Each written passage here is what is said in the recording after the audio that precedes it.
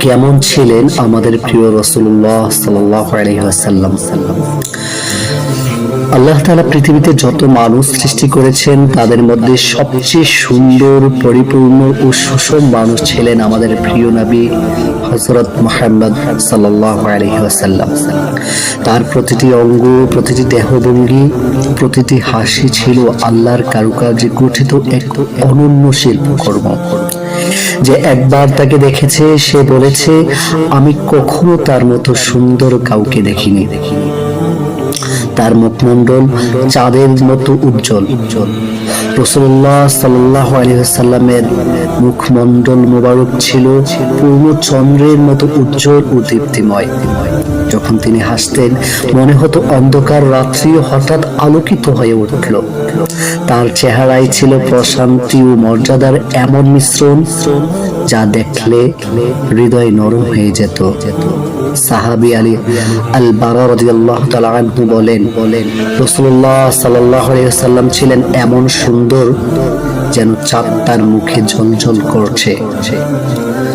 তার ভালোবাসা, তার চোখ মুবারক ভালোবাসা ও দৃঢ়তার প্রতীক।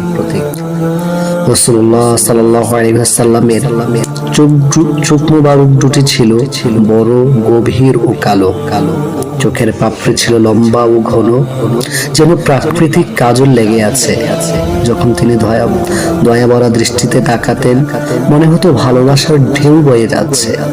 আর যখন অন্যায় দেখতেন তখন তার চোখে ফুটে উঠত ন্যায়ের বজ্ররূপ। তার নাক মোবারক সৌন্দর্যের নিখুঁত পরিমিতি। তার নাক ছিল না বেশি লম্বা না ছোট, সোজা ও পরিমিত। যখন আলো পড়তো নাকের ডগায় এক হালকা দীপ্তি দেখা যেত যা তার মুখের আভাকে আরো উজ্জ্বল করত। তার ঠোঁট ও মুখ মোবারক মধুর ভাষার উৎস। তার ঠোঁট ছিল কোমল, সামান্য লালচে ও সবসময় হাসিতে ভরা। তার মুখ থেকে বের হতো এমন মিষ্টি কথা যা কঠিন হৃদয়কেও ভুলিয়ে ফেলত। যখন তিনি কথা বলতেন মনে হতো মুক্তার মালা গাচ্ছেন।